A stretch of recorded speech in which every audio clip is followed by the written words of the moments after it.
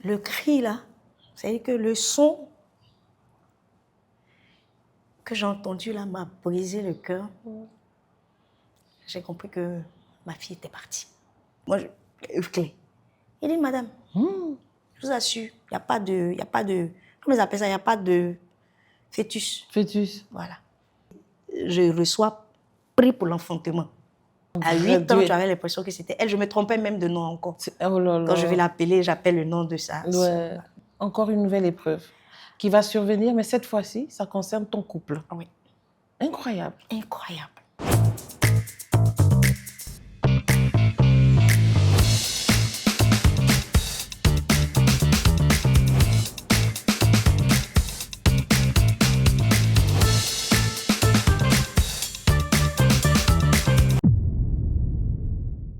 Marie-Thérèse, Oui.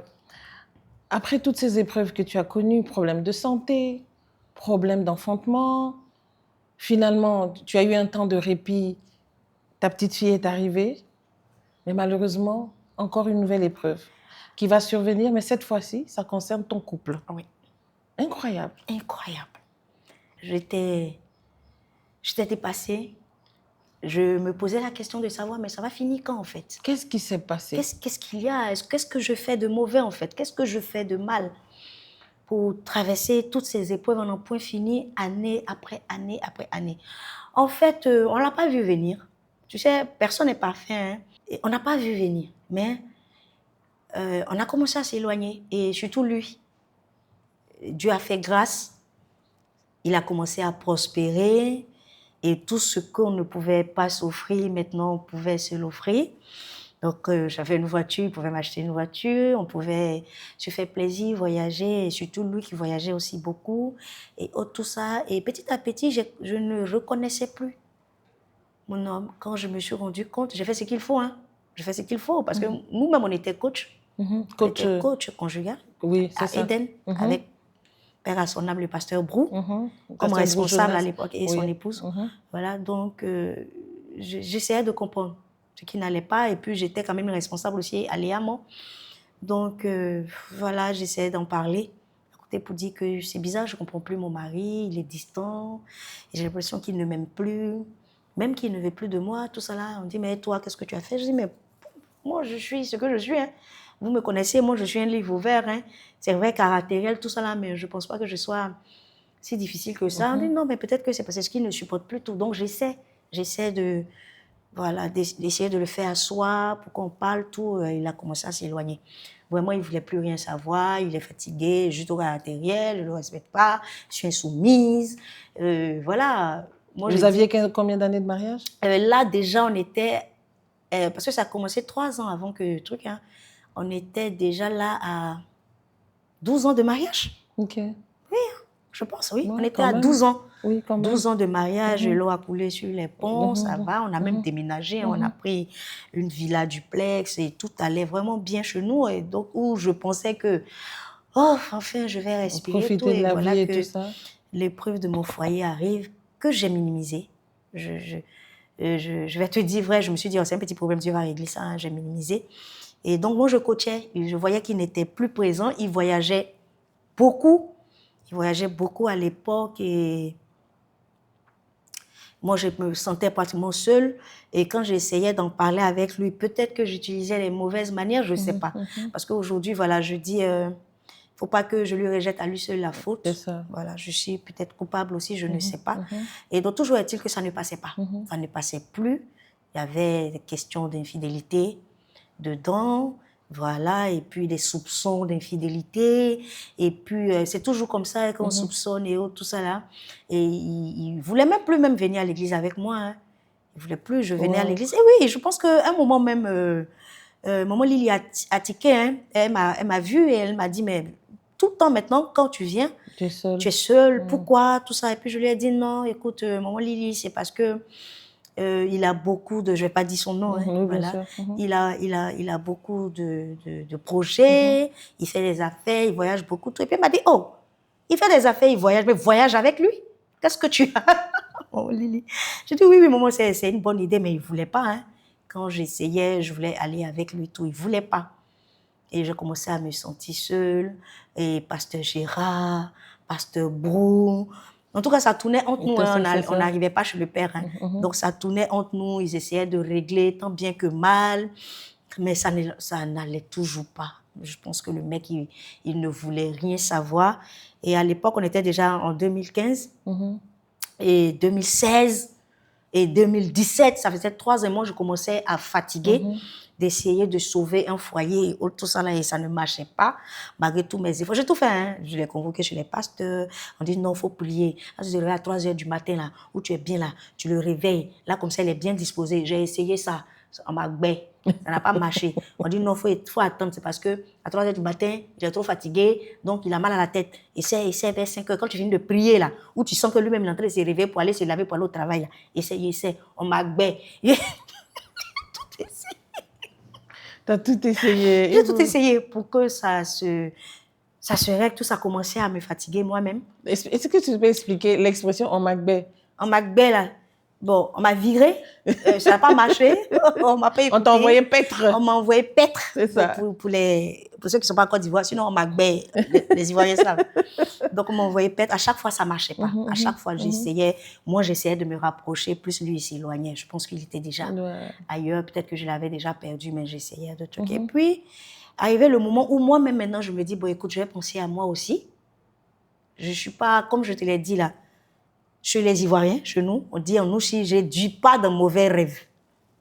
On dit comme ça. On dit que j'étais fatiguée, je ne voulais pas encore poursuivre cette douleur ou tout ça. Donc, je dis à pasteur Gérard que bon, moi, je pense que je vais mettre fin à ce mariage. Et s'il veut vraiment de moi, il va savoir où venir me trouver. Et là, alors, on va mettre la balle sur la table et puis on va bien parler parce qu'il refusait même toute communication. Il ne voulait même pas qu'on communique.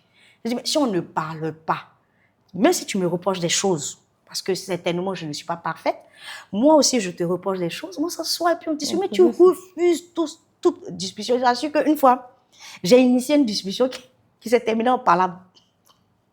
Oh là là. Je t'assure. On nous a retrouvés en bas. Et ce que je voulais cacher en haut, ben, tout le monde savait. Tellement vous étiez en train de crier. Tellement on était en train de crier. Tellement on était en train de crier. Donc, je ne comprenais vraiment pas. Et là, je t'avoue que là, je commençais maintenant à désespérer. Je commençais vraiment à relâcher. J'étais fatiguée. J'étais vraiment fatiguée. Tu déprimais un peu? Je déprimais. Ouais. Pas un peu. Je n'arrivais même pas à dormir. Je ne dormais pas des nuits entières. Je déprimais, tout ça là. Et au travail, hein, avec les copines, tout ça là, non, écoute, toi aussi, tu es trop accroché à ton mari, tout ce que tu vois. Non, je dis, mais on est de la même communauté, on a les mêmes séminaires, on a les mêmes sorties, on a les mêmes... Et je suis habituée à lui comme ça. C'est comme mon frère. Voilà, avec qui je fais tout ça là. Donc, c'est difficile quand aujourd'hui, il y a tel programme, je suis seule. À l'église, on me voit seule. Alors qu'avant, quand on était comme ça en symbiose là, et puis... Mais à un moment donné, pense à toi. Bon, ça, c'est les conseils des copines. Écoute, pense à toi. À un moment donné, il faut que tu arrêtes de te morfondre. Tu vas tomber malade. Et tout ça là. Vraiment, au travail, j'avais 2 amis qui savaient tout ce que je traversais. Mais aucun membre, par contre, de ma famille. J'ai informé. Tu n'as rien dit à tes parents, voilà, à ta famille. Et ni le pasteur Mohamed, ni maman Lily. Ah. Voilà, oui, c'est resté entre moi, pasteur Gérard. Ils ont eu à régler plusieurs fois des histoires entre nous. Mais j'essayais de cadrer parce que quand je voulais, même quand j'appelais, hein, quand j'informais le pasteur Mohamed ou le pasteur, il se plaignait, il dit que moi, je l'expose. Okay. Je dis, bon, je veux qu'on parle, tu refuses. Je veux que d'autres aussi viennent intervenir, tu refuses. Tu dis que je t'expose, que j'expose notre foyer. Donc, je fais quoi? Mais tu vas me rendre malade. En tout cas, là, ça n'allait pas du tout. Ça n'allait vraiment pas du tout. Et...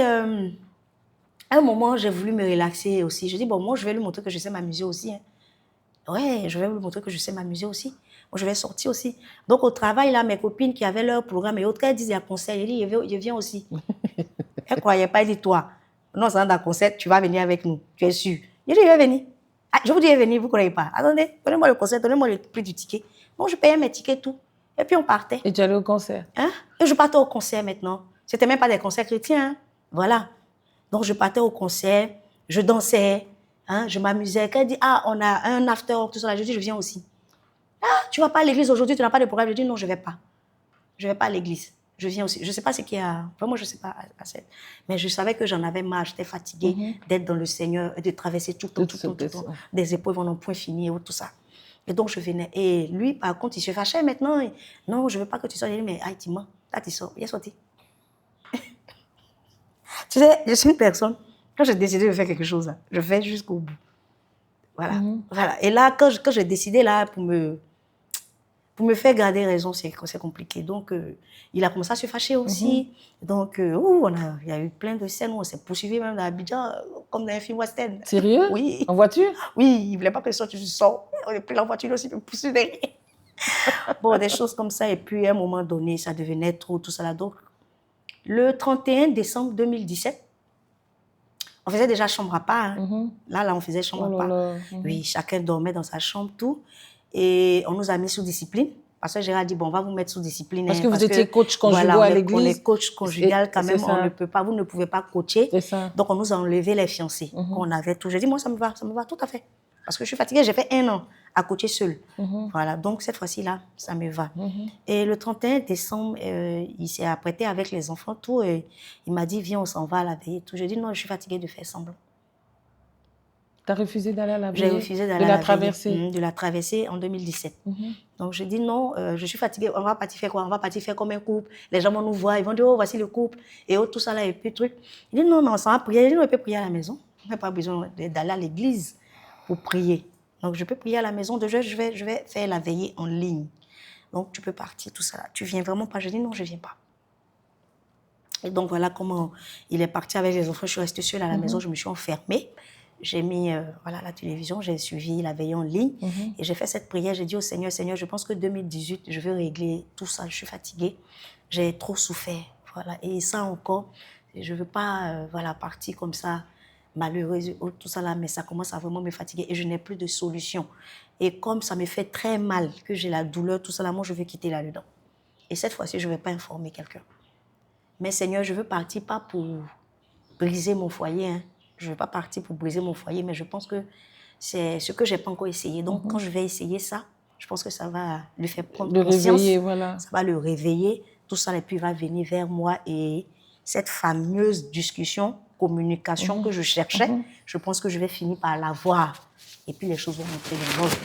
Voilà comment en janvier, après encore mettre discussion, tout ça là, et où vraiment c'était aller vraiment, au loin, tout ça là, je décide que bon, c'est bon, le lendemain, je vais partir. Donc, je range quelques affaires là, et puis je pars chez une amie. Voilà. Mais je lui dis, il sait où je vais. Momentanément ton foyer. Momentanément, voilà. Donc, je quitte le foyer, momentanément. Mais je me dis que il va... Voilà, forcément, il va s'inquiéter.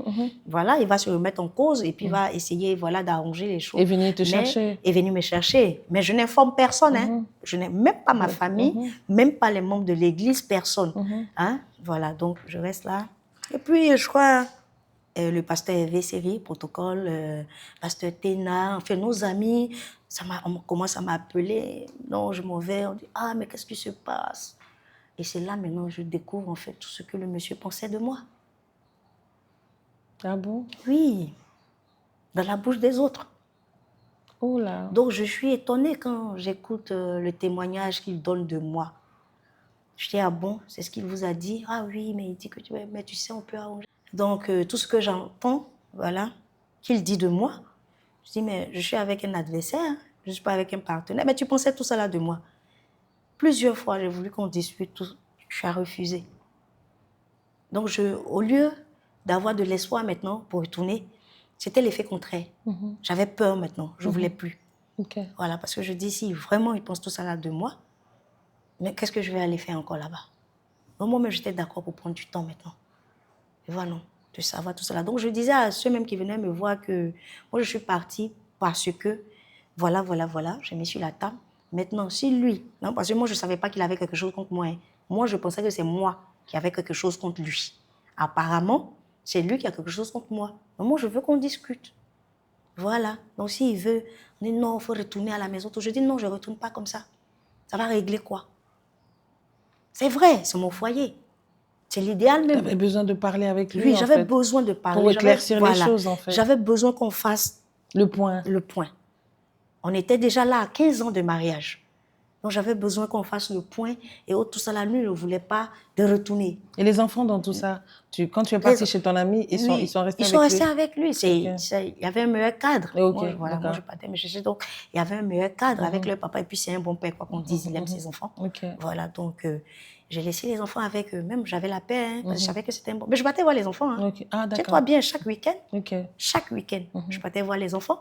Mais comme je cherchais une solution à ce problème-là, définitif, parce que ça a duré longtemps quand même, je cherchais une solution définitive. Donc, je cherchais ce truc-là jusqu'à ce que ça n'aille vraiment pas.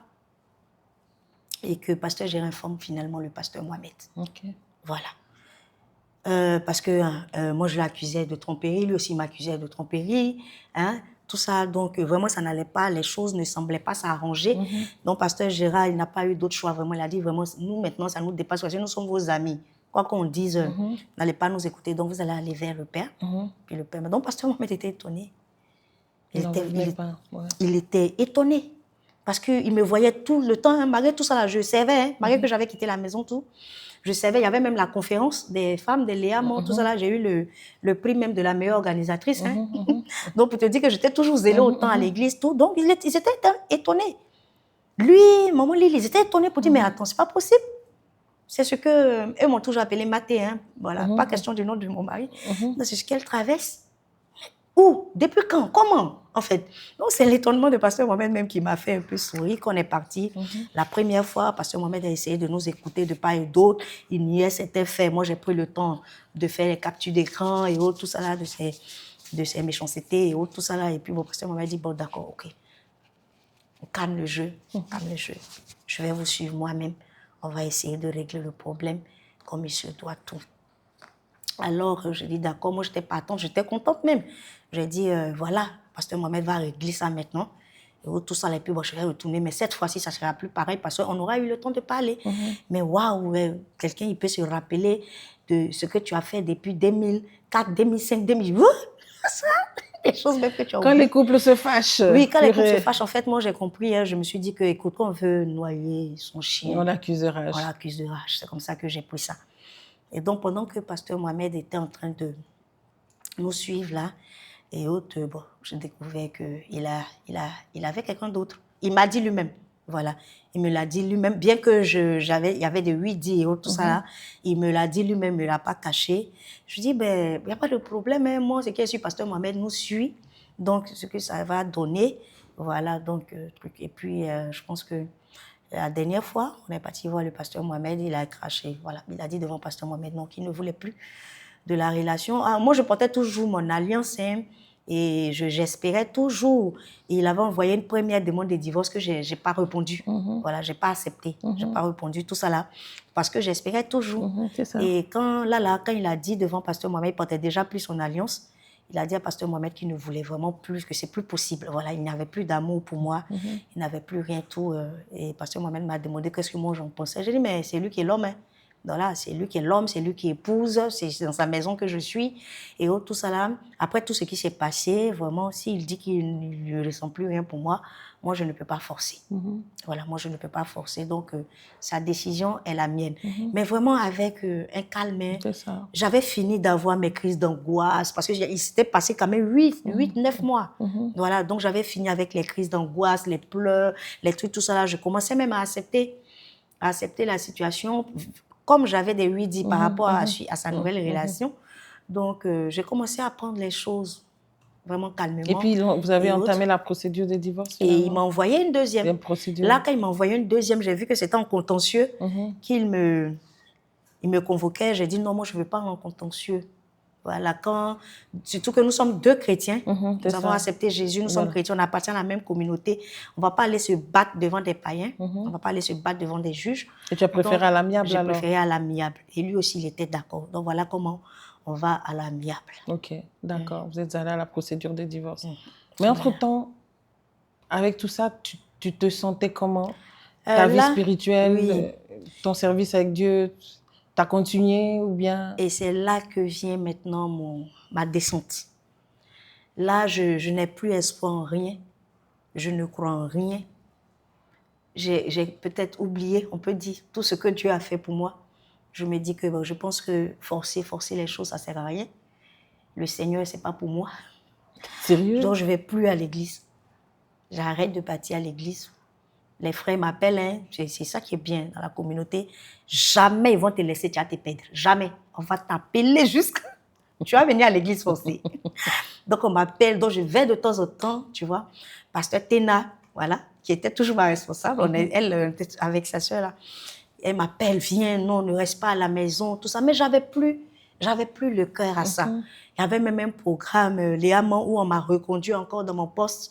Tout ça, là, j'ai dit que je ne pouvais plus. Donc, j'ai mis celle qui était après toi, celle voilà, qui venait après moi, toi. mon assistante, Oui, voilà, c'est je ça. l'ai mis comme responsable devant. Je dis non, je vais servir tout ça là, mais toi, sois responsable.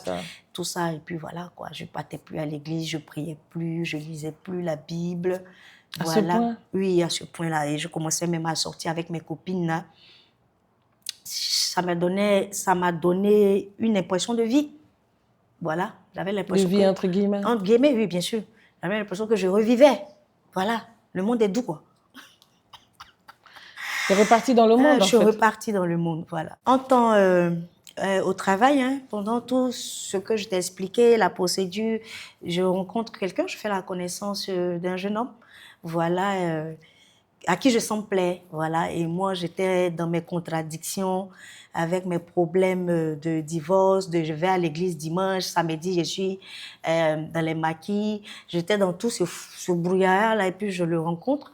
Voilà, je semble lui plaire, même il dit à des gens que je lui plais et autres. On me dit, je dis non, non, c'est moi, je suis jeune, et puis j'ai trop de problèmes, voilà. Mes problèmes là vont le dépasser, tout ça là. Et puis un samedi comme ça, il est là, il m'appelle, que si tu fais rien, bon, je faisais rien vraiment. C'était le noir total, hein, je broyais vraiment. Du noir, Du noir, et puis je dis oui, je fais rien.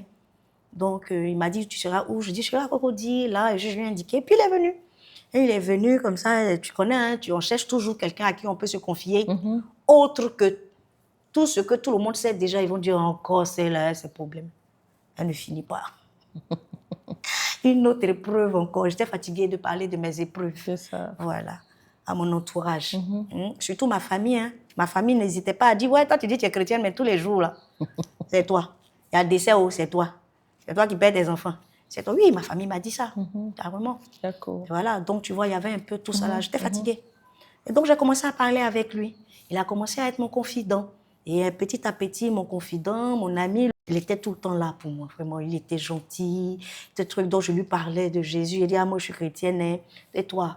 Tout ça. Il dit, ah non, votre affaire de Dieu là, laisse tomber, tout ça là. Je voulais comprendre pourquoi il a dit ça. Après, j'ai compris que c'est parce que lui aussi, il a eu ses épreuves, mais lui, ça l'a carrément fait rétrograder.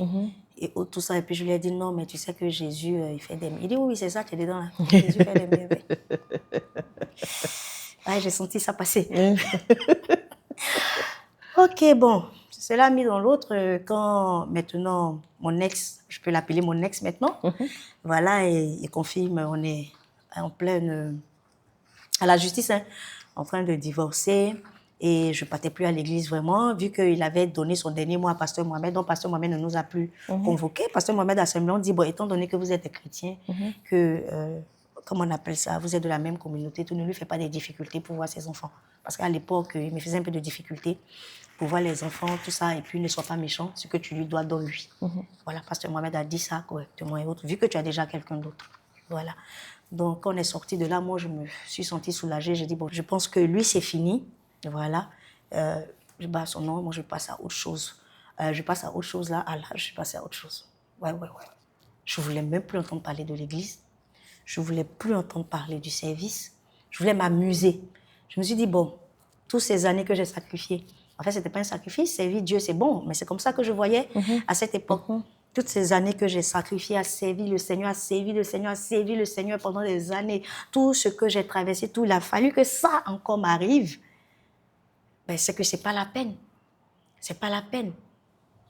Et là, je dis à personne, je déménage, je prends une maison très loin, voilà, où j'étais dans le monde. Vraiment, tout ce que j'avais vomi, là, j'avais rejeté, j'ai tout pris. J'ai tout pris et même j'ai commencé à sortir avec mon ami là. Ton confident. Mon confident, voilà. Mais il savait que j'étais en essence de divorce. Hein, voilà, parfois, il arrivait que je le chasse. Il dit non, moi, pardon, je suis mariée, il ne faut pas venir me fatiguer. Il faut partir. Après, moi, il les rappelle encore, ils me sont trop seuls. Il faut revenir. Je l'ai fatigué un peu. Et puis, mais de temps en temps, dimanche, comme le pasteur Vaz n'était pas loin à l'époque, donc je partais, je faisais mes cultes, mais je revenais. Et puis après, vraiment, c'était un truc quoi. Et pasteur Vaz et Sandrine, son épouse, m'ont dit, tu sais que si tu sers, ça va te faire du bien, tout ça. Je lui ai dit non. Je ne suis pas dans quelque chose de bien. Donc moi-même, j'ai la maturité spirituelle pour m'auto-sous-discipliner. Mais comment tu t'auto-sous-disciplines? J'ai dit oui, parce que c'est que c'est pas d'accord. Et puis eux, ils ne savaient pas à l'époque que j'avais quelque chose. Et toi, tu savais que c'est pas parce que non, c'est pas parce que tu es séparé de lui que tu ne vas pas servir, tout ça là. J'ai dit, laissez ça comme ça. Il ne peut pas servir. Et moi, je sais dans quoi je suis, donc je ne peux pas servir. Voilà un peu. Comment j'arrête de servir, et puis toute une année passe, et puis bon, je recommence à prendre du poids de la bête, mais je ne sais toujours pas. Je ne vais pas à l'église, tout. Et puis, je recommence à tomber malade. Voilà, donc je suis malade, tout. Je me dis, bon, c'est le palu, je vais à l'hôpital, on me consulte, on me fait le traitement normal, correct de palu, tout ça là. Et puis 2 semaines après, encore, je ressens encore la bouche pâteuse, la fièvre et autres, tout ça là. Je dis, mais c'est pas possible, ou bien ça, c'est pas palu. Est-ce que je suis pas en train de couver quelque chose d'autre, peut-être une typhoïde et autres, tout ça là. Donc, je vais repartir pour faire des examens approfondis, tout ça là. Et donc, à l'époque, j'avais encore chassé mon ami là. Voilà, je lui avais dit que je ne voulais plus de lui encore. Tout ça là, il n'est pas parti, je suis toujours mariée. Il dit, mais vous êtes en essence de divorce. J'ai dit, on ne sait jamais. Dieu fait des miracles. Il peut revenir.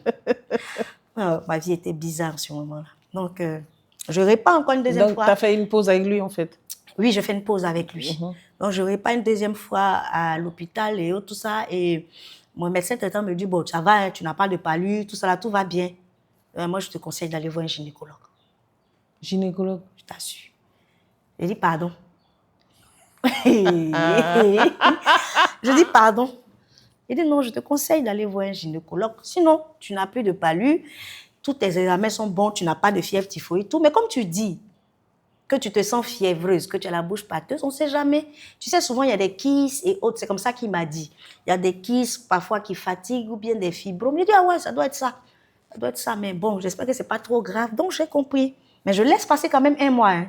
Je ne vais pas. Je me dis, ça va aller. Je prends des antifièvres, là, tout. Et puis, je laisse passer 1 mois. Mais puis, je dis, bon, je me sens toujours... Je vais partir. Donc, je vais voir le gynécologue qui fait les examens de sang, tout ça là. Et puis, il dit, madame, félicitations.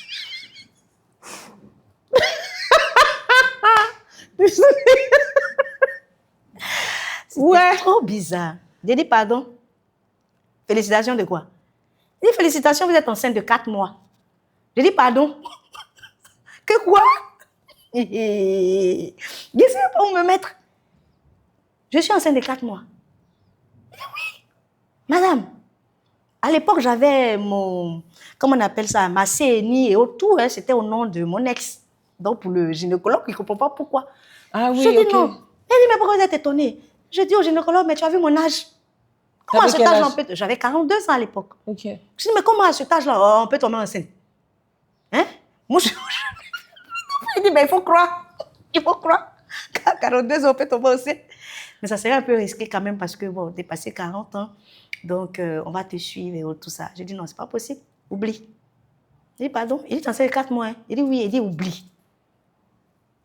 J'ai pris mes canets pour tout fâcher là. J'ai mis dans mon sac. Puis, je suis sortie. Je suis sortie dans ma tête là. Toi, tu vas pas naître. Tu vas pas naître. Ah, moi, tu veux donner la honte. Cette honte-là. Déjà, même que le mec m'accuse. Il m'accusait quand j'étais dans le foyer de le tromper. Alors que tu ne le trompais pas à l'époque. Alors que non, je ne le trompais pas du tout. Je ne le trompais pas. Et là, sauf que là, maintenant... Voilà, sauf que là, maintenant, voilà, il va dire que voilà, je vous avais dit. Je vous avais dit. Et surtout que je n'ai pas bonne presse à ses yeux. Donc, j'imagine. Donc, tout ça, c'est ça qui tournait dans ma tête. Les gens m'ont dit quoi de moi, oh, Seigneur, oh. Les gens m'ont dit quoi de moi? Je suis foutue. Et ton divorce n'était pas encore prononcé? Non, mon divorce n'était même pas prononcé. Même pas. Donc, j'arrive au bureau. Tu étais dans le pain, ma chérie. Tu étais dans le pain. J'étais dans le pain. Aïe, beurre. Aïe. Il y a un saucisson pour mettre dessus. Non, c'était pas facile. J'étais en pleine panique. En fait, j'ai compris ce qu'on appelle la panique, quoi. Je suis arrivée au bureau, à l'époque, mon ami qui était là, je la récupère, je vais dans son bureau là-bas, je ferme tout ça là, je dis, tu vas pas croire. Je dis, je tremblais. Je lui ai dit, tu vas pas croire. Tu vas pas croire. Elle dit, oui, oui, c'est quoi? Tout ça, il dit, viens. Et je suis allée voir le gynécologue là. Elle dit, oui, il y a quoi? Il dit, je suis enceinte. Il dit, elle-même là, elle a attrapé sa tête. Elle-même, elle a attrapé sa tête. Elle dit, ma wow. Comment ça, tu es enceinte? Il dit, t'as su que moi-même là, ça me dépasse. Et encore, je ne suis même pas enceinte. Des mois ou 2. 4 mois. 4 mois. Elle dit, mais tu ne savais pas? J'ai dit, non, j'ai saigné. Mes règles venaient. Des règles venaient, ouais, ça arrive. Donc, comment j'ai fait pour savoir? Elle dit, mais on fait comment tout ça là? Et tu sais, on va aller voir l'autre là. Tu te rappelles? Il y avait une autre, un peu bandite aussi. Un jour, elle a raconté une histoire qu'il y a sa cousine qui allait voir un Chinois qui enlève même les bébés de 5 mois. Tu te rappelles? Elle m'a regardé, quoi. À quoi tu penses? Elle dit, oh, est-ce que tu te rappelles? Elle dit, oui, mais. Elle dit, allons la voir. C'est pas possible, je ne peux pas. Un Chinois. Un Chinois. On dit qu'il a son cabinet. Que lui te donne un petit comprimé comme ça. Même si tu es enceinte de 5 mois, ça quitte. Tu sais, entre filles, hein, on se parle et tout ça là. Donc, j'appelle la collègue en question, tout ça là. Et puis, je lui dis, tu sais, j'ai une amie là qui est dans le pain. Elle dit, ah bon? J'ai dit oui, que voilà, et je lui explique tout ça là, que vraiment, il faut qu'elle enlève tout ça là, parce que l'enfant là, ce n'est pas de son mari. Et donc, je ne sais pas où j'ai fait, et puis elle m'a regardé. Elle dit, c'est moi, tu prends pour ton enfant, quoi. J'ai dit, comment ça? Elle dit, tu es enceinte. J'ai dit, pourquoi? Pourquoi tu penses que c'est moi? Elle dit, oh, pardon, tu es enceinte. J'ai dit, bon, c'est moi, pardon, il ne faut pas dire à quelqu'un. C'est moi. Mais pardon, vrai, là, je ne peux pas laisser. Toi-même, tu vois, tu as ces draps. Drap d'air, situation drap. Ça là, il y a drap là. Je vais dire quoi au pasteur? Je vais dire quoi à mes frères, ils sont en Christ? Et moi, je suis une bishop, hein. Il y a des choses quand même qui ne peuvent pas me permettre. Là, je me rappelle, là. Je me rappelle que, c'est bon de Dieu quand même. Donc, je dis, attends, je suis une bishop, hein. Moi, il y a des choses qui ne peuvent pas m'arriver. Donc, pardon. Elle dit, mais l'âge que tu as, tu es enceinte. Ça, la science en a. C'est les jeunes filles là que ça passe. Toi, là, ça ne va pas passer. Je dis, si ça va passer ou ça ne va pas passer, là, ça me regarde. Il faut partir moi seulement. Elle dit, ne peut pas partir toi. Et d'ailleurs, même, je te tourne rien même. Tu as accouché. Je dis, je ne peux pas. Je ne mangeais plus. Je dis, je n'ai pas pris 1 kilo dans cette grossesse-là. Je ne mangeais plus. Et le père dans tout ça? Je ne lui avais pas dit encore. Parce qu'il partait beaucoup à l'époque, il partait beaucoup en mission, dans le cadre de son travail. Et je ne lui avais pas dit. Il voyageait beaucoup et mes amis, comme je te l'ai dit là, m'ont conseillé, mais dis au père, tu es sûr que c'est lui au moins? Et moi, j'ai sorti avec personne d'autre quand même, je ne suis pas frivole. Hein? J'ai une éducation chrétienne, donc je suis sortie avec personne d'autre, c'est avec lui seul que je suis sortie, tout ça là, que effectivement c'est lui. Mais dis-lui tout ça. Je dis non, je ne vais pas lui dire. Pourquoi? Il a dit bon, regardez, on m'a laissé, on m'a bras. Il me retrouve seul. Mon grand-fils avec son papa. Mes 2 autres enfants sont avec leur papa, je suis seule. J'ai fait ma fille, puis je vais mettre mon nom là-dessus. Là même déjà, j'avais dit, je fais ma fille, puis je vais mettre mon nom là-dessus. Elle dit, comment ça tu vas mettre ton nom? J'ai dit, si elle doit laisser la grossesse, c'est mon enfant. Et ne donne pas ça à quelqu'un. Pour une fois, il y aurait quelque chose pour moi-même. Et puis quand je finis, maintenant, j'adopte un enfant. Ça me fait 2 enfants. Ah ouais. Donc, comme ça, mais j'avais vraiment peur. Je venais très tôt au travail. Et je partais très tard. Tu te cachais de tout le monde? Je me cachais de tout le monde. Tu t'habillais comment? Je portais des habits comme ça, tu ne peux pas savoir. J'ai fait des enfants, donc je peux avoir un convent, c'est possible. Donc, j'avais à l'époque mes 2 meilleures amies, hein, mes soeurs en Christ, en même temps mes meilleures amies, à qui je fais un coucou. Madame Amongwa Stéphanie et Madame Olo Carole épouse Agnero, voilà, qui était tout le temps avec moi, que j'évitais. Elle m'appelait, mais tu es où? On veut venir te voir. Je dis, je suis partie à Amsokoro. On m'a dit, je suis partie à San Pedro. Même le pasteur Vaz et son épouse voulaient venir à la maison. À cette époque, je lui ai dit, non, non, je vais là. Et j'ai voyagé. On dit, mais toi, tu ne restes pas tranquille. Hein? Et j'ai dit, oui, que je me détends un peu. Voilà, je vais oublier un peu tout ça. C'est parce que j'étais en train caché vraiment la grossesse. Et à 5 mois, quand même, je convoque le père qui vient. 7 mois? 5 mois. 5 mois, ok. Je convoque le père qui vient et à qui j'informe, voilà. Il dit que quand il est venu, qu'il m'a vu, il dit, où? Celle-là, elle a repris. Avec son mari? Avec son mari. Elle a repris avec son mari. Il dit, c'est ce qu'il s'est dit. Automatiquement, elle a tout fait, elle a repris. Elle n'a jamais cessé d'oublier son mari. Non. Tout ça, il dit, tout ça était dans son cœur. Parce que lui, il avait vu mon ventre. Et puis, je l'ai fait asseoir, tout. Et puis, je lui ai dit, non, que voilà, la situation, tout ça là, que je me suis retrouvée enceinte. Je ne savais pas, et tout ça là. Et puis, parce qu'effectivement, on n'était plus ensemble. Et que voilà, mais c'est toi qui es le père et que je ne voulais pas te donner la grossesse, mais sur conseil des amis que tu connais, voilà, ils m'ont dit, il dit, mais pourquoi tu sais, moi je crois en toi, je sais que tu es chrétienne, je sais que tu es une femme sérieuse, tout ça là, moi je crois que si tu dis que c'est moi, en tout cas, je crois. Parce que j'ai eu le temps de voir dans ton comportement, tu ne sors pas, si ce n'est pas moi qui viens te faire sortir, tu n'es pas... J'ai dit, mais parce qu'il y a longtemps, on est sortis de tous ces trucs-là. Bon, voilà comment facilement, hein, il est d'accord. Il a assumé, ouais. Il a assumé depuis ce temps, et voilà, il ne m'a plus quitté. Il venait les week-ends et autres. Il a assumé, vraiment, il a assumé. Il a fait ce qu'il voulait, mais moi, j'étais en essence du divorce. Et je ne sais pas si c'est la grâce de Dieu ou quoi, à l'époque, c'était bloqué.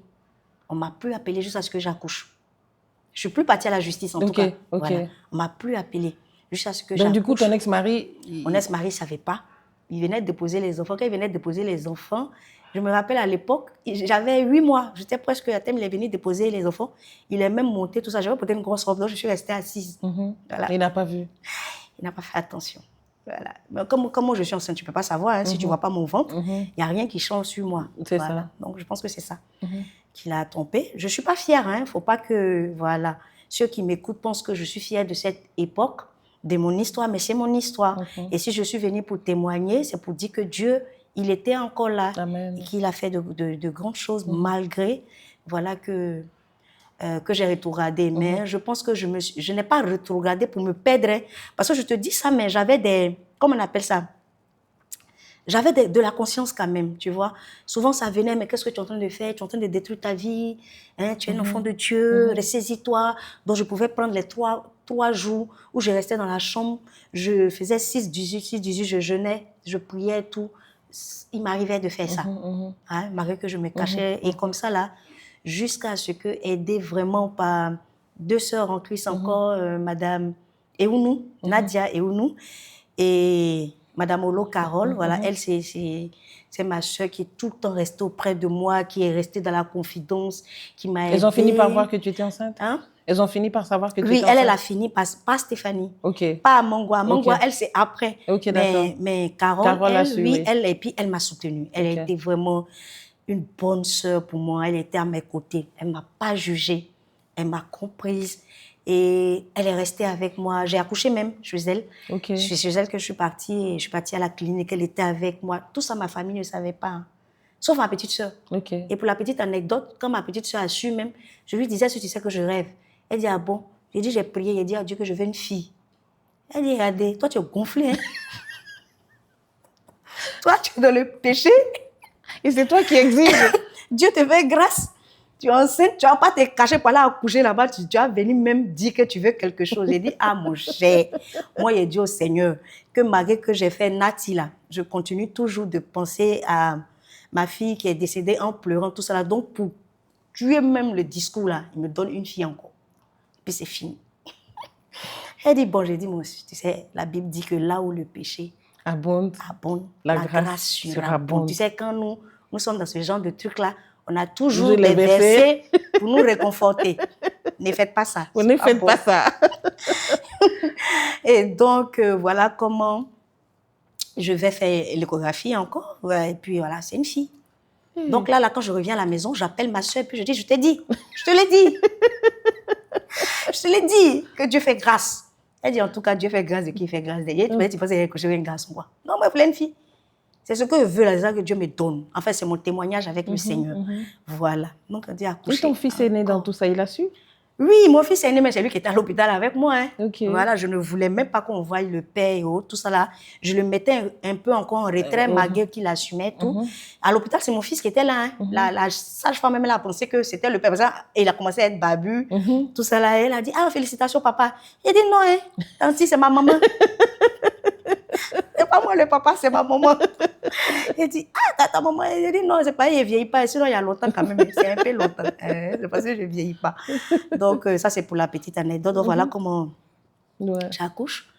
Après, quand je finis d'accoucher, tout ça, je décide de revenir. Parce que j'étais éloignée, j'étais partie à Yopougon.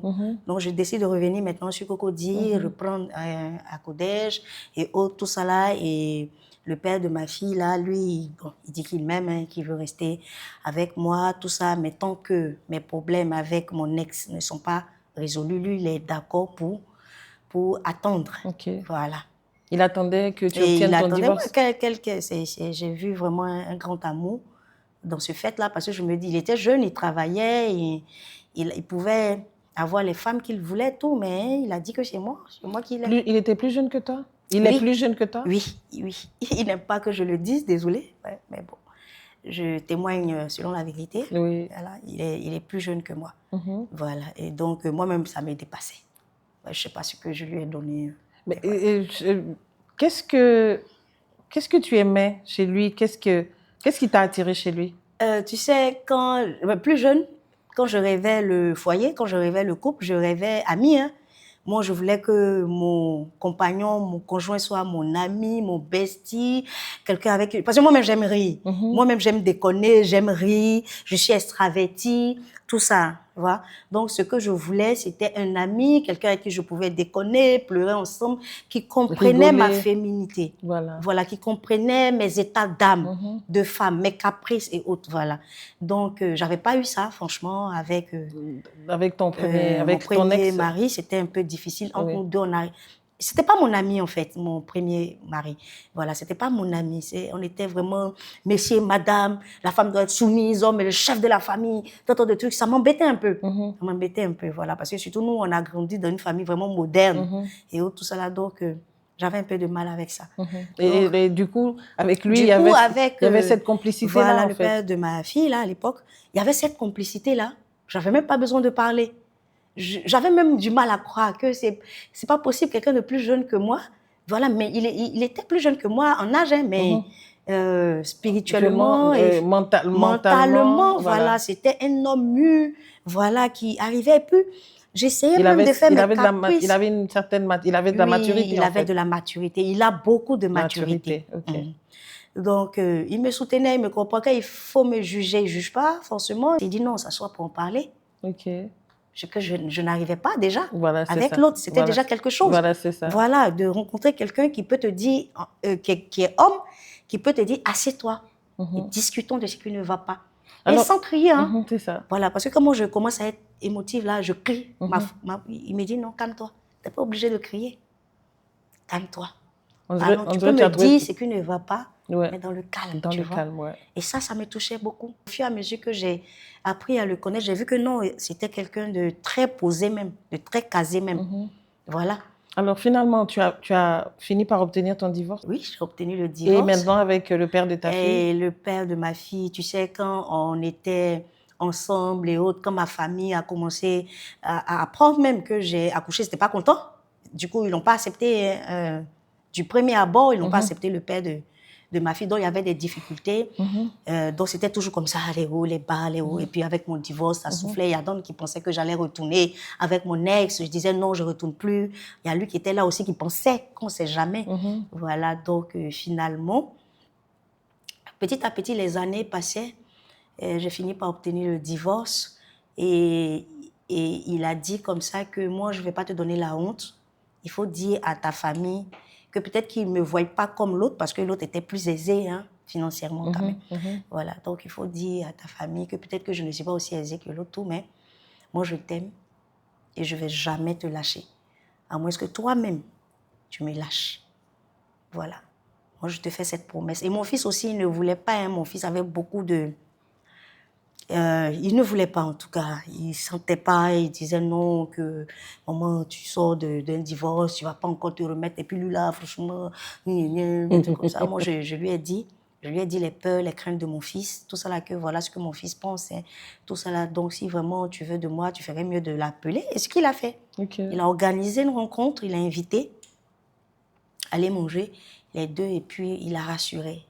Wow. Voilà, c'était vraiment extraordinaire. Voilà, des choses que ils se sont bien entendus. Et ils se sont bien entendus depuis lors. Ils se sont bien entendus. Mon fils est venu, il m'a dit, bon, il m'a rassuré. Il m'a parlé, tout ça là. Il a dit qu'il allait tenir sa promesse. Donc, le bébé est là. J'obtiens mon divorce, tant bien que mal. C'est toujours aussi compliqué avec l'autre, parce qu'il y avait une petite jalousie. Il me cachait mes enfants, il refusait de me donner mes enfants, donc il y avait le combat. Il a fini par savoir que tu as eu un bébé? Il a fini par savoir que j'ai eu un bébé, ce qui a été un coup pour lui. Après, lui, il s'est marié. Okay. Voilà. Après, lui, il s'est marié. Moi, je n'étais pas encore mariée. Lui, il s'est marié. C'était les palabres que toujours Pasteur Gérard, Pasteur Vaz et autres essayaient de régler tant bien que mal. Je dis non, moi, je ne veux rien de lui. Il peut tout garder, tout, mais je veux mes enfants. Je ne peux pas m'empêcher. Je suis une femme baoulée. Nous, on ne prend pas nos enfants. Au contraire, c'est nous, on prend enfants. Donc, je ne peux pas lui laisser mes enfants. Lui-même, il sait.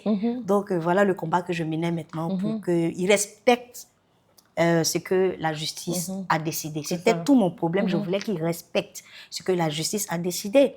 C'est moi-même qui ai concédé à ce qu'il ait la garde des enfants parce qu'il a plus de moyens que moi. Ça, c'est un fait. Et puis, c'est un bon père. C'est quelqu'un qui aime vraiment ses enfants.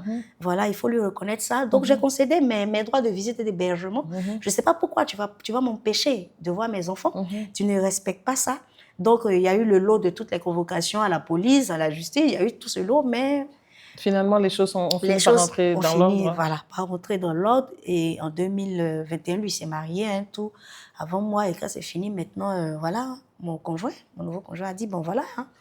Ton nouveau compagnon, d'abord. Mon nouveau compagnon, on va dire ça comme ça, a dit, bon, voilà, ça va, l'autre s'est remarié, tu es divorcé, tout ça là, qu'est-ce que tu penses qu'on peut faire, tout. Je dis, ben, est survenu le Covid de 2020 qui a fait que sa société a fermé. Et donc, il y avait ces difficultés-là financières aussi, tout. Je dis, ben, on va essayer comme ça, mais déjà, je vais commencer à te présenter. Voilà, je vais commencer à te présenter à mon entourage. Tu vas venir à l'église avec moi. Parce que je t'ai dit que moi, vraiment, je ne peux pas être avec un païen. Ce n'est pas possible pour moi. C'est vrai, j'ai eu mon temps d'amusement, tout. Je me suis repentie après l'accouchement de ma fille. Je me suis repentie, j'ai fait ce qu'il faut, j'ai fait mes cartes. Tu as vraiment fait cette repentance sincère? J'ai fait cette repentance sincère devant le Seigneur et tout ça là. Mais il y avait cet homme-là qui était dans ma vie que j'aimais. Voilà, donc je lui ai donné ma condition. Il a dit, écoute, moi, j'étais chrétien, j'étais baptisé même, mais j'ai rétrogradé quand j'ai perdu ma fiancée, avec qui il a eu un enfant qui est décédé. Et donc, il s'est dit que...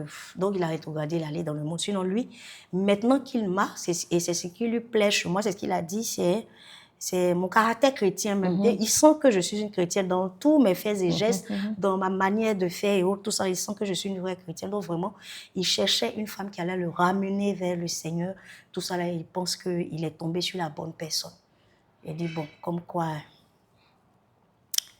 comme on le dit, du vinaigre peut sortir... le miel, non? C'est comme ça qu'on dit? Je ne connais pas l'expression. Je pense que c'est ça. Donc, voilà comment il a commencé à venir avec moi à l'église, tout. Et Pasteur Gérard a dit, bon, d'accord, on sait, tu t'es caché pour accoucher. Bon, on peut connaître au moins le père de l'enfant maintenant. Donc, voilà comment je le présente à Pasteur Gérard, je le présente à Pasteur Tano, en fait, et Pasteur Vaz. Voilà, je le présente, je dis, voilà, c'est lui, vous avez appris que c'est le père de l'enfant. C'est qu'il faut, là. Mais il est resté toujours constant. Voilà, il est resté constant, il a attendu. Et puis, par la grâce de Dieu, il a repris le travail, tant bien que mal et tout ça. Le service spirituel aussi a repris. Ça, c'était au top. On a recommencé à partir à l'église. J'ai recommencé à servir. On était maintenant dans une cellule. Il y avait une cellule qui ouvrait juste à côté de nous. J'ai dit, mais tiens, ça tombe bien. Les cellules ont toujours besoin d'ouvriers. Tout ça là, donc on va partir là-bas et puis on va recommencer le service. Mais vraiment, sans qu'on nous voie, quoi, sans qu'on nous mette au devant, parce qu'on n'est pas mariés. Voilà. Donc, Pasteur Gérard déjà avait commencé notre entretien. Pasteur Gérard lui a demandé est-ce qu'il veut m'épouser, tout ça. Il a dit oui. Je l'ai présenté à Mme Amangwa et son mari aussi, qui le coachait, qui lui donnait des conseils. Lui-même, il avait peur de rentrer dans le mariage. À l'époque, sa phrase, c'était je ne peux pas acheter une voiture dont je ne peux pas payer l'essence. Pour dire que... Qu'est-ce qu'il voulait dire par là? Et en fait, je pense qu'il était un peu frustré par rapport à tout ce qu'il a entendu, que les gens disaient par rapport à mon ex. En fait, ce qu'il voulait dire que s'il n'avait pas les moyens pour lui de m'entretenir, il ne pouvait pas m'épouser. Ok, c'est ça. Donc, il a dit à Pasteur Gérard qu'il va attendre quand il aura l'argent. Ah oui? Oui. Et moi, j'ai dit que moi, ça, ce n'est plus un critère de choix pour moi. Ça, c'est quand on était plus jeune, où on pensait que l'argent faisait le bonheur, que l'argent faisait tout, qu'on rêvait le prince charmant qui vient, qui sort de son château, là, et puis quand il vient, il te met la... Mais ça, c'est fini, ça. C'est fini. Donc, moi, l'argent n'est pas un critère de choix. Voilà, de conjoint pour moi aujourd'hui. C'est bien d'autres choses, c'est l'amour. Et donc, là, il me dit, bon, je pense que j'ai pris ma décision. Je vais t'épouser. Je l'ai regardé, je lui ai dit, tu es sûr? Tu es sûr de toi? Parce que tu n'as pas encore eu l'argent hein, que tu cherchais là. Il dit, oh, arrête ça, tout ça là, que... Oui, je suis fatiguée moi-même de vivre comme ça, tout ça, je suis fatiguée. Donc, je pense que je vais t'épouser. Wow. Donc, je dis, restauration. Amen. Gloire à Jésus. Voilà que le Seigneur est en train de me restaurer encore parce que j'ai su me ressaisir. Je suis revenue à lui. J'ai reconnu mes torts. J'ai fait ma repentance. Je suis repartie humblement dans le Seigneur. Voilà que le Seigneur, il revient encore, il me dit, ma fille, je ne t'ai jamais lâchée. Amen. J'ai toujours été avec toi. Voilà comment... Vous avez vu le mariage? Ouais. Avec le couple Amongoua, Oui, Pasteur Gérard, Madame Olo Carole, vraiment tous les amis qui étaient autour de moi, qui ne m'ont jamais jugé, vraiment, malgré cela. Je pense qu'ils savaient, au fond, qui j'étais. Même quand je traversais, c'est ça. voilà, mes difficultés, tout, ils étaient avec moi, ils ne m'ont jamais jugé, ils m'ont tenu. Et voilà comment je me remarie. Dieu me restaure encore. Amen. Oh, un témoignage extraordinaire. Et dis-moi aujourd'hui, Mathé, Marie-Thérèse, oui. Est-ce que tu es heureuse? Est-ce que tu es une femme? Pas là. Ça se voit pas que je suis heureuse là? Il faut que tu le dises. Tu es heureuse aujourd'hui, une femme comblée? Ah oui, tu sais, c'est même pas moi qui le dis, hein. C'est mon entourage, c'est ma famille hein, qui me dit, mais on retrouve notre soeur. Amen. Mon fils même disait, maman, on te retrouve, on ne savait pas que tu pouvais rire, danser, tu vois, comme il me connaissait avant tout ça. Donc, c'est les autres qui disent. Hein. Moi-même, je ne m'étais pas rendu compte de combien de fois je suis heureuse et épanouie. Amen. Voilà, avec ma dernière fille. Elle a quel âge aujourd'hui? Elle a 6 ans aujourd'hui. Waouh. Oui. Elle a 6 ans. Et c'est ma photocopie. Ma photocopie et mentalement et physiquement, tout. C'est ma photocopie. Voilà, et ça va bien. J'ai retrouvé un conjoint selon ma pensée. Voilà, ce que tu rêvais d'avoir comme conjoint. Ce que je un rêvais. Ami, un complice. Un poteau, un complice, un badé, comme on peut le dire. Tout ce que vous voyez. C'est mon ami, quoi. C'est mon ami, c'est mon défenseur. C'est un homme pour moi. C'est un père pour moi. C'est quelqu'un qui n'aime pas me voir souffrir. Quand je suis malade, il est plus malade que moi. C'est vraiment... Et comment ça se passe entre lui et tes autres enfants? Ça se passe bien? Ah, si on est ensemble, là, tu vas penser que ce sont ses enfants. Hein. Wow. Oui, il est... Je dis que je m'étonne moi-même. Je n'ai même pas eu à faire des efforts. Ça coulait de source. C'est quelqu'un vraiment de bien. C'est vraiment quelqu'un de bien. Mon mari, parce qu'on s'est mariés en 2024. C'est ça. En juillet 2024. Mariage célébré par vase d'honneur avec le pasteur Gérard. Voilà, donc ça se passe très bien. Même souvent quand j'appelle les enfants au téléphone, hein, qui sont chez leur père, ils parlent avec eux au téléphone et autres. Mes garçons, ce sont ses amis. Hein, voilà, et les filles, ce sont ses princesses. Il n'y a pas de différence dans la maison. Lui aussi, il a un fils hein, que j'ai adopté. Que j'ai adopté parce que l'enfant, voilà, j'ai adopté l'enfant. Tu sais, à l'époque, j'ai dit que quand j'allais finir d'accoucher mes enfants, j'allais adopter. Wow. Voilà, et voilà cet enfant-là, orphelin, qui m'est venu. Tu as prophétisé sans savoir, en fait. J'ai prophétisé sans savoir. Et j'ai adopté Dieu son fils. On dirait que tu as... Il y a un secret de ça. En tout cas. Dieu est tellement bon. bon. Comme dit, Dieu est bon. Et voilà, comme le dit la Bible, dans le livre de Proverbes 24 au verset 16, « Car 7 fois le juste tombe, mais il se relève. » 7 fois, il se relève. Je pense que ça reflète un peu tout ce que je viens de raconter. Le juste pour Dieu, c'est qui? Le juste pour Dieu, c'est le chrétien. Et le chrétien, il n'est pas parfait. Le chrétien n'est pas sans péché. Voilà. Et donc, j'ai compris cela à mes dépens. Parce que vous savez qu'on est dans le service, et on fait la volonté de Dieu, que tout va bien, tout, on ne comprend pas. On ne comprend pas ce verset-là. On le dit, hein, ah oui Seigneur, tu dis que cette fois le juste tombe, mais tu le relèves et autres, tout ça. Mais c'est quand on vit la chose jusqu'à même à rétrograder, à lâcher la main de Dieu, tout, je dis, ah ben Seigneur, ça fait partie aussi, hein. Ça fait partie des tombages, rétrograder là. Ça fait partie aussi. C'est ça. Et voilà, et le Seigneur, dans sa miséricorde et dans sa grâce, peut-être parce que je ne l'ai jamais laissé. Comme je dis, je n'ai pas rétrogradé pour me perdre. C'est vrai que je n'étais pas dans la parfaite volonté de Dieu, mais j'étais toujours dans le Seigneur, même quand je ne servais pas à l'église, tout. Mais j'avais cette habitude-là, chrétienne qu'on a eue, toi et moi, à l'église, auprès de notre Père Mohamed Sanogo, de toujours savoir prier. On avait cette maturité spirituelle-là, de savoir prier, de savoir nous retirer devant le Seigneur. Et ça, je le faisais toujours. Peut-être que c'est pour ça qu'au fond, on ne me voyait pas à l'église, mais Jésus savait que, voilà, tant bien que mal, je tâtonnais bien sûr, à le trouver. Alors, tu as connu tellement d'épreuves dans ta vie, épreuves, restauration, et la dernière a été quand même, à un moment donné, c'était too much, et tu as lâché la main de Dieu, tu as rétrogradé avant de revenir au Seigneur. Alors, pendant qu'on parle en ce moment, il y a sûrement quelqu'un qui nous regarde, un homme, une femme, un jeune homme, une jeune fille, qui était dans le Seigneur et qui, à cause d'une situation, une déception, un coup dur, ça peut être la perte d'un être cher, la personne a prié pour que Dieu guérisse son parent malade et Dieu ne l'a pas fait, et la personne dit non, Dieu là, il n'existe pas. Donc, à cause des épreuves, il y en a qui ont rétrogradé, qui ont lâché la main de Dieu. Avec tout ce que tu as traversé, qu'est-ce que tu as à leur dire? Ce que je peux leur dire, c'est que c'est pas fini. C'est pas fini. Comme on le dit, tant qu'on vit, il y a de l'espoir. Alors c'est vraiment vrai, quoi. Et il y a de l'espoir surtout en Jésus. Amen. Il n'y a pas d'espoir en dehors de Jésus.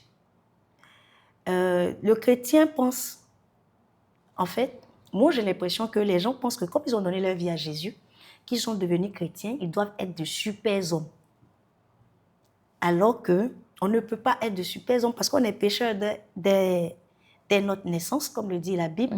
Donc, ce qu'il faut faire... Même si quelque part, nous sommes des saints. Voilà. Nous sommes considérés justifiés saints. en Jésus. Justifiés en Jésus. Juste, voilà, c'est ça. Le juste pour Dieu, c'est le chrétien. Le juste pour Dieu, ce n'est pas le parfait. Ce n'est pas le superman. Ce n'est pas le surhomme. Le juste pour Dieu, c'est son enfant. C'est celui qui l'a accepté. Et il faut que le chrétien accepte cela. Je ne suis pas parfaite, mais c'est par l'amour de Jésus qu'il m'a rendue juste. Amen. Et étant juste, je cours. Amen. Et sur le chemin, là, quand on court, là, on peut tomber. Mais le tout n'est pas de rester à terre. Il faut savoir se relever. Donc, il faut savoir prendre la main tendue du Seigneur. Il a beaucoup de patience pour nous. Il a beaucoup d'amour pour nous. Donc, à chaque fois, si on a le courage de se relever, Dieu est là et il nous donne encore la restauration, comme il a fait avec moi. Amen. Donc, il ne faut pas tomber et rester à terre. Il faut toujours chercher à se relever avec Jésus. Il ne faut jamais se dire que non, ce que j'ai fait là, c'est trop grave. Jésus ne va pas m'accepter encore tout. Parce qu'il faut vraiment comprendre. Il faut vraiment, en fait, s'imprégner du fait que Dieu n'a pas les pensées que nous avons parce que Dieu n'est pas un homme. Et le Seigneur Jésus-Christ s'est donné à la croix de Golgotha pour tout cela. Ce que je peux donner comme conseil pour terminer, c'est que, mon frère, ma soeur, toi qui traverses une situation difficile, une situation tellement terrible qui t'a fait rétrograder, tu as lâché la main de Dieu, je peux te dire, je suis un témoignage vivant de la miséricorde de Dieu dans la vie de ses enfants. Relève-toi, reviens à Jésus, car il te tend encore la main et il peut faire encore de grandes choses pour toi. Comme il a fait pour moi, c'est ce que je te souhaite. Amen. Amen. Amen. Merci beaucoup, Mathé. Je t'en prie, la pour ce conseil que tu as donné à ces personnes qui ont perdu la foi à cause d'une épreuve, qui ont lâché la main de Dieu ou qui ont rétrogradé et que tu as invité à revenir au Seigneur. Merci vraiment. Et j'aimerais te dire, toi qui nous suis, Comme l'a dit Marie-Thérèse, ne lâche pas la main de Dieu. Si tu es tombé, relève-toi. Et toi qui connais des épreuves, je vais te lire deux passages de la Bible pour que tu comprennes. Il est écrit au psaume 34, au verset 20, que le malheur atteint souvent le juste, mais l'Éternel l'en délivre toujours. Il faut comprendre qu'on peut être chrétien et connaître des épreuves. Ça arrive. Oui. Ça arrive, les épreuves, c'est pas qu'aux païens. Même on peut être dans le Seigneur, servir le Seigneur, être disciple de Christ et connaître des épreuves. Quand le malheur arrive, le Seigneur dit, il nous en délivre toujours. Et la Bible dit que tout concourt au bien de ceux qui aiment Dieu qui sont appelés selon son dessein. Et donc, il faut savoir que cette épreuve que tu traverses, il y a quelque chose derrière. Il y a une leçon derrière. C'est-à-dire quand tu sors de là, tu sors mature.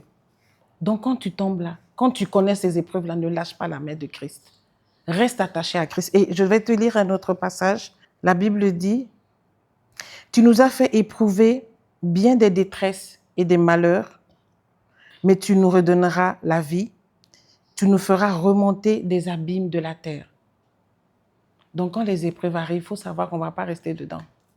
Dieu nous remonte. Toujours.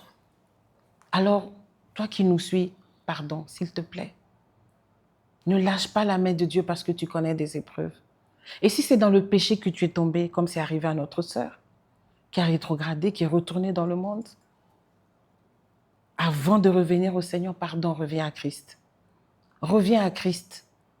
Parce que si Jésus revient te trouver dans cet état, c'est la perdition, tu vas perdre ton salut. Donc, reviens à Christ. Dieu t'aime, Jésus t'aime. Et ne te dis pas que mon péché est trop noir, il est trop vilain. Ce que j'ai fait là, c'est trop grave. Dieu ne va jamais m'accepter. Même si tu es jugé, même si les gens du dehors te jugent, Dieu ne te juge pas. Dieu t'aime. Il te tend la main et il te dit, viens, mon fils, viens, ma fille. Et crois-moi, si tu reviens à lui, tu vas voir sa gloire. Maintenant, là, il s'agit de ceux qui connaissaient Christ, qui ont rétrogradé. Maintenant, toi qui me suis, qui ne connais même pas Jésus là, pardon, les temps sont mauvais. Jésus revient bientôt. Pardon, je te demande pardon. Il faut donner ta vie à Jésus. Donne ta vie à Christ. Donne ta vie à Christ. Parce que si Jésus revient, il reviendra. Il faut savoir que l'enfer existe. La vie de péché que tu mènes dans le monde, à gauche, à droite. Parfois, on t'appelle, on t'invite, viens à l'église. Non, tu veux t'amuser. Tu veux mener cette vie de péché parce que tu es dedans et puis tu trouves que c'est bien. Non. Après la vie sur terre ici, là, il y a une vie éternelle. Il faut choisir où est-ce que tu vas passer ton éternité. Et pardon, il faut la passer au ciel. Parce qu'en enfer, là, l'enfer, c'est un feu qui brûle jusqu'à... Et puis, ça ne s'arrête pas, hein. Ça brûle et puis ça ne s'arrête pas, sans fin. Il ne faut pas croire que si tu meurs, on va prier pour ton âme, tu vas aller au ciel. Non. Donc, pardon. Avant qu'il ne soit trop tard, il faut donner ta vie à Jésus. Si tu es d'accord avec moi, je t'invite à faire cette prière. Mon Dieu, je viens auprès de toi au nom de Jésus-Christ. Ta parole déclare, quiconque invoquera le nom du Seigneur sera sauvé. Je te demande pardon pour mes péchés.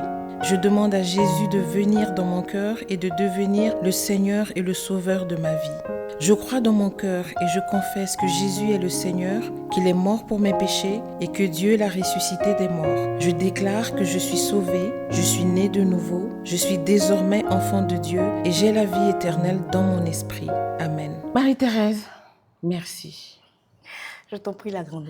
Merci infiniment parce que ton témoignage m'a moi-même édifiée. Et je sais que plusieurs ont été édifiés par ce merveilleux témoignage. Et merci vraiment d'être passé à Tatola. Merci à toi, Mathie. Comme je t'appelle affectueusement ma grando. Je t'en prie. Voilà, je veux saisir l'occasion aussi pour dire merci vraiment au père de la maison, le pasteur Mohamed Sanogo, sinon l'apôtre. Shalom, Daddy. Shalom. Papa et son épouse, sa merveilleuse épouse, qui était ma première responsable aussi à Léamant. Maman Lily, comme on l'appelle communément, le pasteur Liliane Sanogo. Et vraiment dire merci à tous mes frères et sœurs en Christ, entre autres le pasteur Gérard, Madame Amongwa, Madame Olo Carole, Madame Eounou et bien d'autres. Le pasteur Vaz Bien et sa d'autres, femme. oui. Mon filleul Aka Philippe, qui m'a jamais lâché. Et le pasteur Gérard et sa femme. Et vraiment, ce qui me plaît, c'est que dans mes moments de faiblesse, même quand je pensais que je n'étais plus en Christ, tous eux, ils ne m'ont jamais lâché. Voilà, ils ne m'ont jamais lâché. Et c'est quelque chose qui m'a vraiment fait du bien. Ça m'a aidé à revenir dans le Seigneur, le fait qu'il ne m'ait pas jugé, qu'il ne m'ait pas lâché, qu'il soit toujours auprès de moi. Et j'aimerais vraiment leur rendre un vrai hommage au travers de Tatola. Merci beaucoup. Merci Marie-Thérèse. Merci de nous avoir suivis et je ne sais pas si toi qui nous suis, si tu es abonné à Tatola. Si tu n'es pas abonné, tu risques de rater des témoignages, des témoignages puissants dont pardon. Il faut t'abonner. Quand tu regardes juste au bas de l'écran, tu vas voir la cloche de notification. Dès que tu cliques là, tu vas commencer à recevoir des alertes à chaque fois qu'il y aura un épisode de Tatola. Et n'oublie pas de liker et de partager surtout pour édifier des vies. Si tu connais quelqu'un qui traverse des moments difficiles, il faut lui envoyer ça. Tu dis, mon frère, ma soeur, écoute ce témoignage, ça te fera du bien. Donc, partagez, likez au maximum ce témoignage de Tatola. Si tu veux nous contacter pour toi aussi nous raconter ton témoignage, tu peux nous écrire à notre numéro WhatsApp qui s'affiche au bas de l'écran. Tu as également l'adresse email qui s'affiche au bas de l'écran. Écris-nous pour nous raconter ton histoire. Si toi aussi tu as été impacté par Christ, Tatola.